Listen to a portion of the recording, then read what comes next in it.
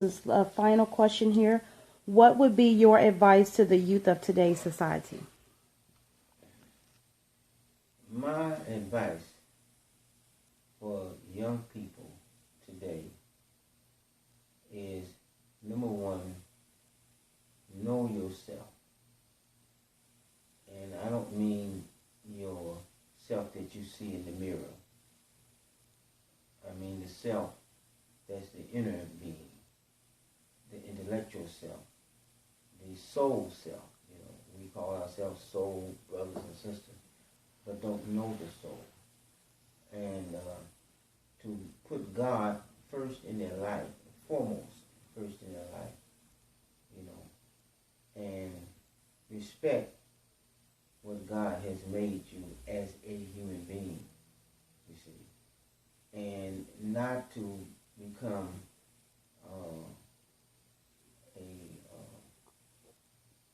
what do they call it today? Everybody's on their own. Mm-hmm. I got mine, you get yours. To look to unite with something of the past so that you can know how to get to the future. A lot of youngsters today think that their mind is independent. Once they learn something or know something, they have to remember somebody told them that. Everything that we know of, somebody told you. You see? That's true. And they disregard the information that they got because they think they got it on their own. No baby comes into the world coming out of the womb of his mother saying, "Thank you for getting me here, Doc. Hand me the diapers over there." It just don't happen. They come here with their mind blank, you see, and knowledge is written on that mind. So the youth need to realize that what biblical language say, honor thy mother and your father, that your days may be long on the earth, you see.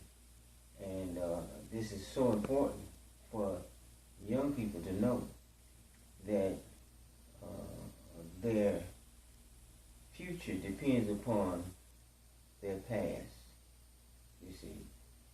Their future depends upon their past, you see. The past is their history. And this is a class on history. And history is only his story. When you look at it, his story, meaning that everyone has a story. And because our history was, a lot of times when I teach at different colleges and universities doing they call it Black History Month. Mm-hmm. I call it Black in History. You see, not Black history, but Black in history, meaning that your history was blacked out. Right. And that they don't know their history, you see, because they think their history is from Africa. That's just a part of the growth toward where we are today. So if they begin to look for their true self, which is the self of the mind, the soul, the spirit, you see, before you eat the physical body, that's just something that's going to leave here. Worms going to eat that up, but you on the inside go on, you see. But if you go on without cultivating what's on the inside, you'll go on empty, you see. So my advice to them is to respect the womb that bore you. You see, that's in the Quran, or the Quran. Reverence the wombs that bore you. And the womb is not just the physical womb of the mother, but it's the family that grew you into what you are today. It's your community that grew you in what you are today, you see. And you might say, well, sometimes they have bad situation, you see. Well, yes, that's true. Many people grew up in ghettos and different things like that. But if you look at some of the patriots that went before, like Malcolm, Marcus Garvey, Noble Drew Ali, Sojourner Truth, Harriet Tubman, you see Rosa Parks, and other, you go back and look at the history of just the common person. They don't have to be famous, you see. You take, my mother is 93 years old. 93 years old. My father died when he was 63. You know, but my mother has a reservoir of history in her. You know, and I know other friends of mine whose parents, you know, was 90 something when they died, and etc. You know, and we don't respect that history that they lived, just for them to be able to live as a black person in America and survive. That's true. That takes smarts. You know, that takes smarts. Your great grandfather, you know, I met him. He died at 102 years old. You know, Charlie. You know, and I was here, and I was talking with him one day, and he was a cook, and he was saying that he wanted to leave, but they didn't want him to leave. You know, so he had to outsmart the slave master how to get out of there and get to California. And he did. You know, and he talked about different things that he did, but that was history. They had to be very, very smart. You know, and they looked for him, and he was gone. But he had to get out of there, you know. But he wasn't a slave at that time, but they treated him like a slave, you know. Right. Even though you worked for him, well, we own you. You know, but slavery had been abolished by that time, you see. So, if you don't know how you got here, how we preserved how we got here, many of them don't make it. Many youth today are not connected with a history. You see, they don't know their history, and those that know it don't respect it. So they're falling victim to the same things we fall against. Right. You see, many of them. I look at a lot of youth today, and I look when I was in the early '60s and early '70s. I was in a Black Revolutionary movement, and we were just fighting people just to be black. I remember selling Muhammad Speaks newspaper, and I offered a paper. Hey, black brother, Muhammad Speaks newspaper. And they said, I ain't black. You know, I'm a Negro. Wow. You know, that's what he told me. I'm not black. I'm a Negro. I said, well, Negro is black in Spanish. You ain't Spanish either.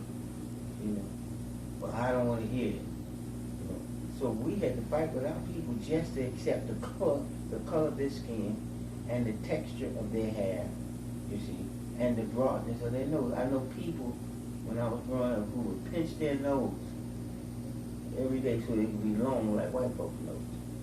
So we had a serious identity crisis, you see.